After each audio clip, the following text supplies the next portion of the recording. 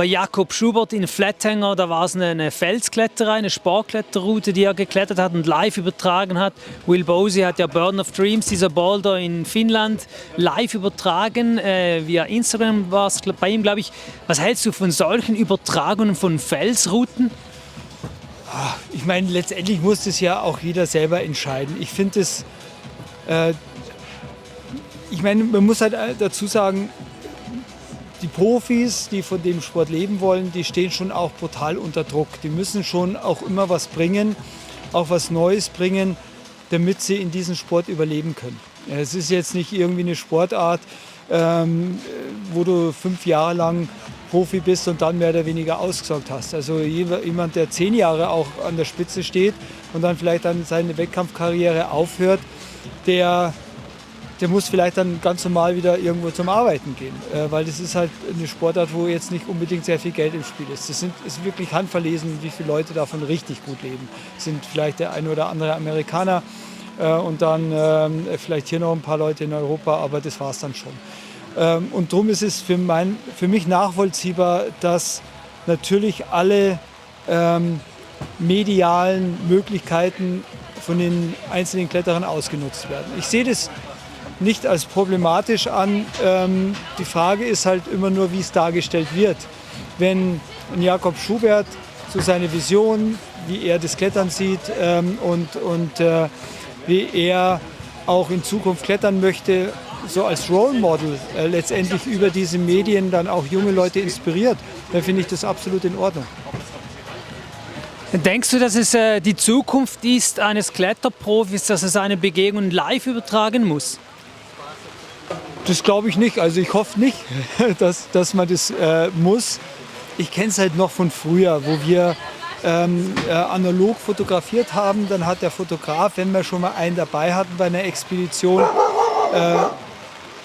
der hatte ja 100 Filme dabei gehabt halt, gell? Und dann ist es irgendwann einmal ein halbes Jahr später in irgendeinem Magazin publiziert worden. Heutzutage ist dieses Momentum schon fast auch wichtig, weil wenn ich auf Expedition gehe, da posten wir natürlich auch sehr viel mittlerweile über Instagram, über die Social Medien Plattformen. Und wenn du nach Hause kommst, dann ist eigentlich das nicht mehr neu. Also eigentlich ist es so eine, auch jetzt bei einer Expedition, bei mir selbst als Oldschool-Kletterer ist es schon Usus, dass wir von unseren Expeditionen mehr oder weniger so zeitversetzt über Social Media dann auch berichten. Ich finde es jetzt nicht verwerflich, nur bekommt es halt eine ganz andere Dynamik.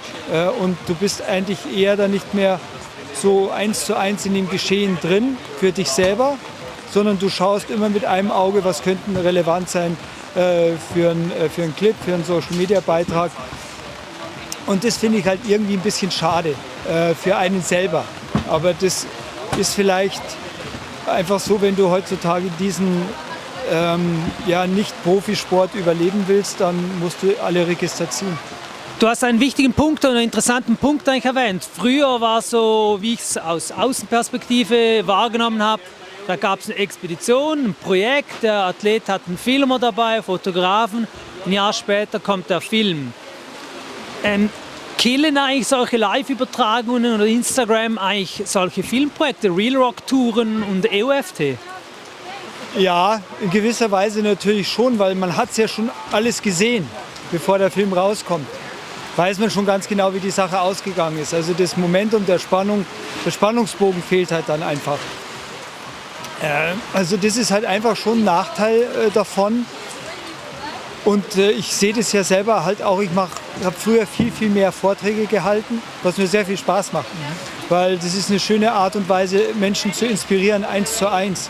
Also die kommen danach, nach dem Vortrag zu dir und sagen, Mensch, hey, das war total super, danke, dass du da warst und dass du uns das miterleben lässt. Und das wird schon wesentlich weniger, weil das ganze Sehverhalten und auch das Kommunikationsverhalten nicht nur der Protagonisten, sondern auch der Betrachter hat sich komplett verändert in kürzester Zeit. Und wenn man sich jetzt das auch anschaut, wie sich der Alpinismus so verändert, wieder merke ich halt, dass der auch sehr das, was die Leute machen oder als Herausforderung betrachten, schon auch sehr von so Sensationsalpinismus wieder gesteuert ist, wo die Medien auch einen erheblichen Anteil daran haben. So alle 14 Achttausender in einer Saison, klar, ist es eine offensichtliche Herausforderung. Aber wie das gemacht wird, mit welchem Aufwand es dann auch dokumentiert wird, muss ich ehrlich sagen, weiß ich nicht, welche Herausforderung der mehr im Vordergrund steht. Die sportliche Herausforderung, dieses Projekt zu machen für sich selber oder dieses Projekt zu machen, weil es halt einfach sensationelle Bilder gibt. Was hast du das Gefühl, welchen Einfluss hat dieser mediale Wandel, Instagram, laufen Stories, posten, auf die Art und Weise, wie Kletterprofis agieren, welche Projekte sie auswählen und wie sie überhaupt sich aufs Klettern konzentrieren können oder eben nicht? Ja, das ist eben halt genau dieser Punkt, weil dieser mediale Druck, den sich jeder ja auch selber auferlegt, der ist enorm und das beeinflusst schon auch primär die Auswahl der Projekte. In welchem Zeitraum, was war noch nicht da gewesen, welche Perspektive kann man darstellen und wie kann ich das halt auch über einen gewissen Zeitraum medial entsprechend dann auch auswerten. Das sind alles so Kriterien, die waren früher schon auch entscheidend bei Kletterern oder bei uns Profis. Aber da ging es halt aber mehr um das Storytelling. Also wir haben uns mehr Zeit genommen für das Storytelling. Jetzt sind es Clips, jetzt sind es Bilder, die rasend schnell, teilweise nur mit einem Daumenwisch dann über dein Smartphone dann huschen. Früher hast du dich hingesetzt, hast einen Artikel geschrieben, hast auch viel mehr von deinem eigenen Spirit und von deiner eigenen Anschauung und auch natürlich von deiner eigenen Kritik an dem Sport mitteilen können. Und das findet heutzutage alles nicht mehr statt. Höchstens vielleicht in irgendwelchen Forendiskussionen. Aber so, dass, ich kann mich erinnern, ich habe die Artikel verschlungen von Kurt Albert oder von Wolfgang Güllich damals, die halt dann auch einfach Kritik an der Entwicklung des Sports geübt haben. Und das findet heutzutage überhaupt nicht mehr statt. Du machst mir eine wunderbare Überleitung eigentlich zu einem Thema, das eigentlich ganz ein anderes Thema ist, aber jetzt hat es irgendwie so wunderschön geklappt. Der Kurt Albert, Ethik, Diskussion, Entwicklung im Sport. Was ist der Unterschied zwischen Pink Point Climbing und Red Point Climbing? Ja, wir haben ja verschiedene Stilformen früher so ausprobiert und Pink Point ist halt einfach, wenn du dann das Seil hängen lässt. Also Pink Point wäre jetzt, das praktizieren die, wenn die jetzt in einer Seillänge stürzen, lassen sie sich ab, um die Penalty Points zu eliminieren, wieder zum letzten Standplatz und lassen aber das Seil in den Zwischensicherungen hängen. Und klettern dann quasi da wo sie gestürzt sind, mit eingehängtem Seil bis zu diesem Punkt wieder hoch. Und weil das wäre hier auch zu gefährlich, in den Stresssituationen ausbinden, wieder einbinden müssen und so weiter. Darum hat man das gesagt, der Sicherheit zuliebe macht man das hier so Pink Point. Das ist eigentlich der große Unterschied. Und beim Rotpunkt ziehst du halt das Seil ab und startest wieder neu. Eigentlich müsstest du beim Rotpunkt, wenn du es richtig machen willst, auch alle Zwischensicherungen wieder rausnehmen. Genau, meines Wissens ist ja Red Point Climbing eigentlich, man hängt alle Zwischensicherungen während des Kletterns. Und beim Pink Point sind die Echsen schon vorgehängt oder die Friends. Ist das korrekt?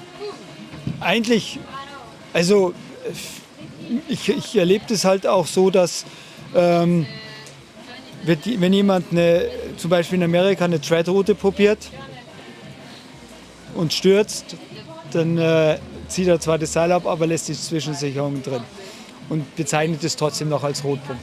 Das vermischt sich dann. Aber der wesentliche Bestandteil beim Trailclimbing ist natürlich auch das Anbringen der Sicherung. Also eigentlich müsstest du das alles rausnehmen und dann wieder von unten anfangen. Oder aber auch sämtliche Zwischensicherungen rausnehmen, auch bei der Sportkletterroute, weil es ist immer eine Bewegung mehr. Erstmal zum Gurt greifen zu müssen, einhängen, das Seil nachziehen. Also das ist dann schon nochmal ein anderer Anspruch. Aber es wird halt immer noch als Rotpunkt jetzt heutzutage gewertet. Aber gell, jetzt für mein Verständnis, also Pink Point ist schon, wenn du die Echsen vorgeklippt hast, aber ich sage von unten startest von null, aber die Echsen sind schon drin, dann ist es Pink Point, oder?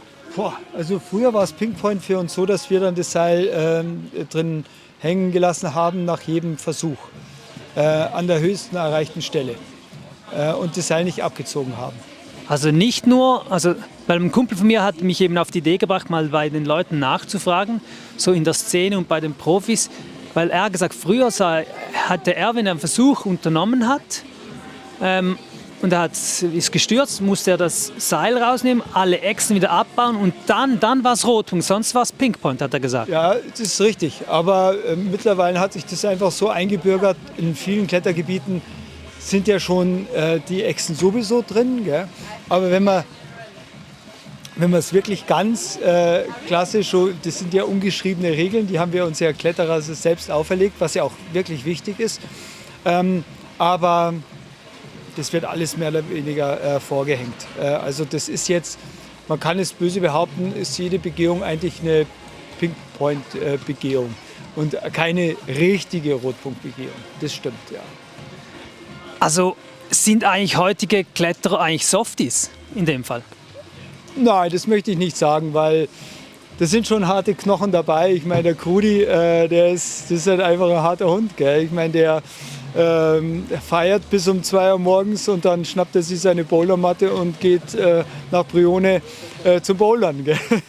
Also das sind schon super Athleten, muss man echt sagen. Oder zum Beispiel die Brooke Rabotou, allein schon vom Talent her und von dem ganzen Spirit her sind es großartige Athleten. Aber man merkt natürlich schon auch sehr, dass jetzt das Bouldern natürlich so das Geschmeidigste ist, das ist das Bequemste, da fährt man hin mit seinen Kumpels, hat eine gute Zeit, klettert zwar hart, aber muss sich sonst nicht großartig anstrengen. Gell? Also muss nicht irgendwie erst mal 3 Stunden zu irgendeinem Einstieg rennen.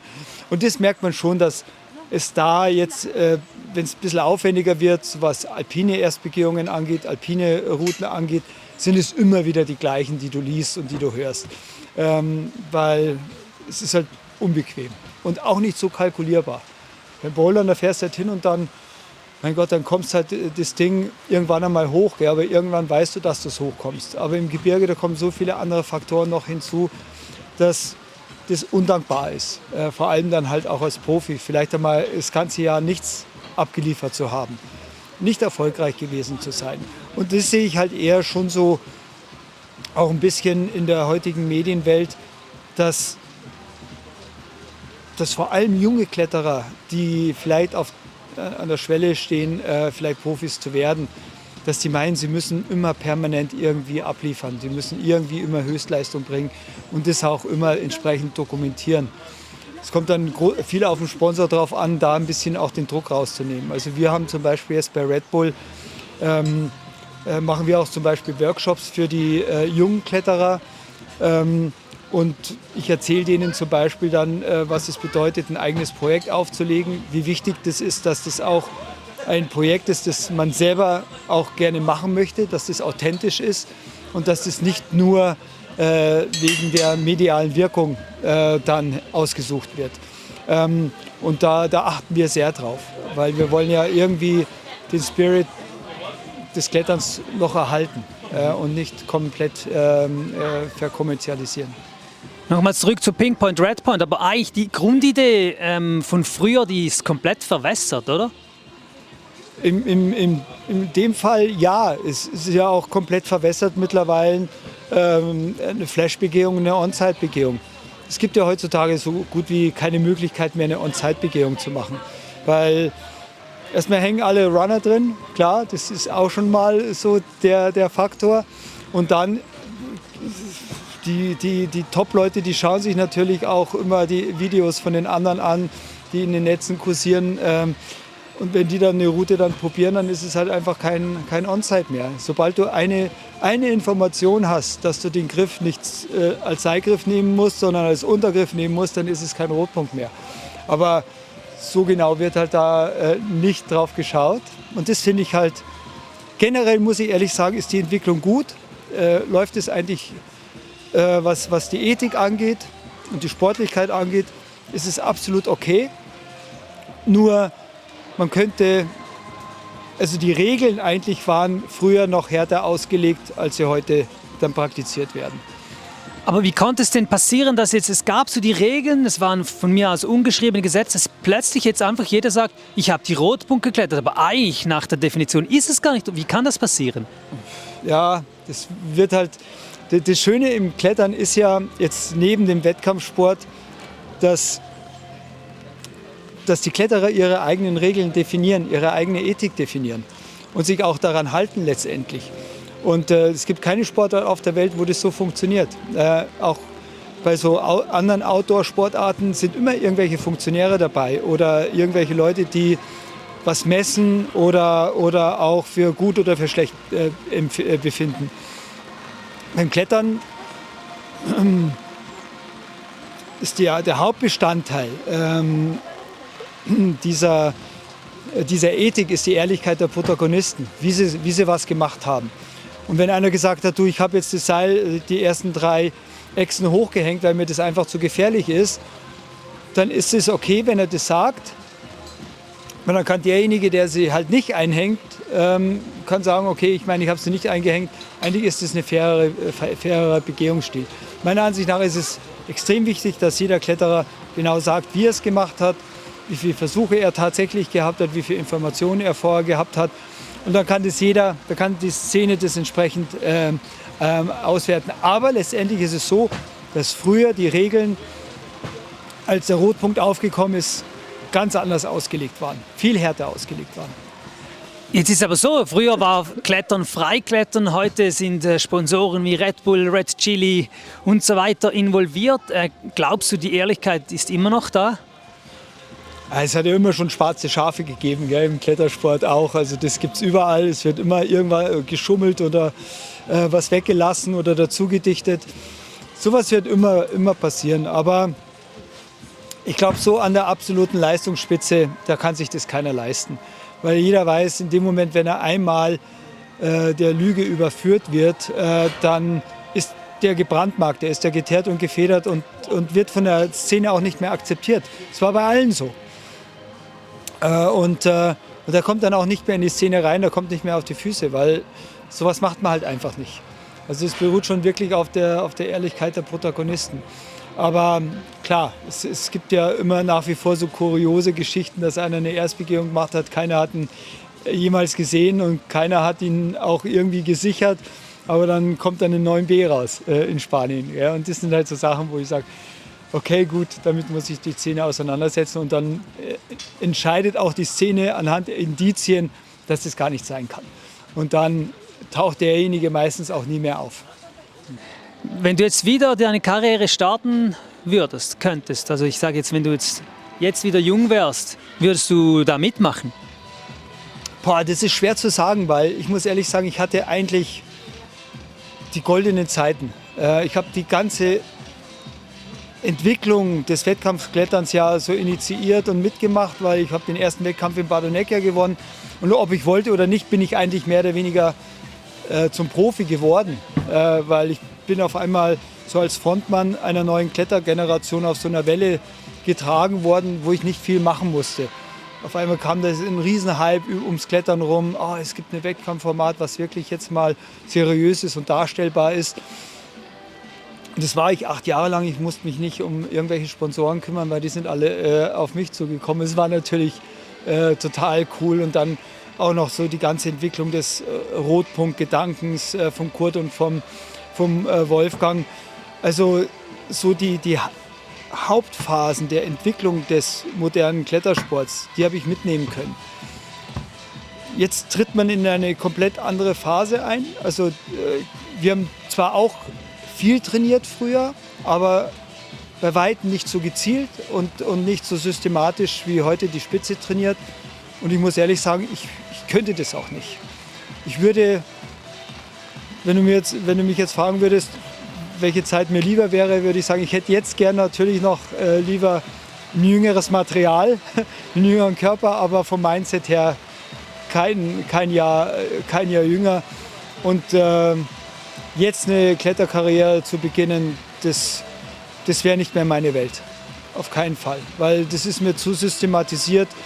Und Mir fehlt da einfach bei vielen auch so dieser Freigeist, dieser eigentliche Spirit, warum man Klettern anfängt.